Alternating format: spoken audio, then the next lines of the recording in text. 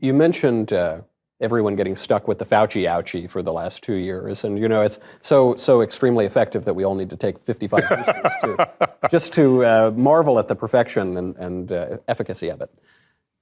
Are you anti-vaccine generally? I take it you're anti-COVID. Well, I bought into the COVID thing at first, and I went out and bought Gina and I bought gas masks for us, and those N100 masks. And and I advised people what to do so as not to get infected with the deadly COVID. And then I noticed that it wasn't really killing. I live in northern Missouri. Nobody up there was wearing masks. Nobody up there. And nobody was dying of COVID-19. So I realized, well, there's got to be something a little bit off about this, right?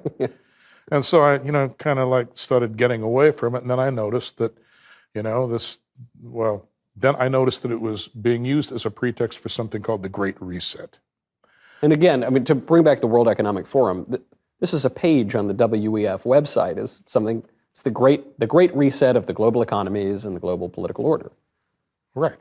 But they're very open about it. Okay. And there have been white papers written in the past about using just this methodology to get everybody behind the globalist agenda. Right, Operation Warp Speed was part of that.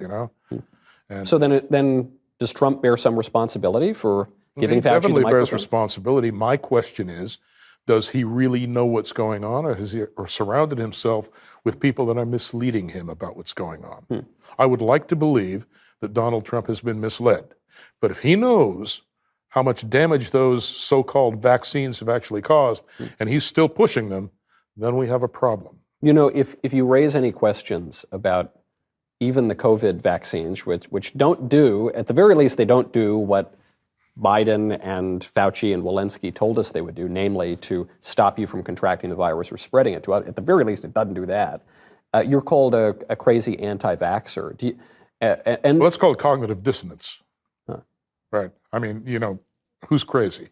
If you can look at the reality of what is happening and you can deny it and call anyone who believes in it a conspiracy theorist, what kind of person are you? Well, you're obviously a nut job, a kook, a moron. You're something like that, right? And that's what all these people are. As I say, conspiracy makes the world go round.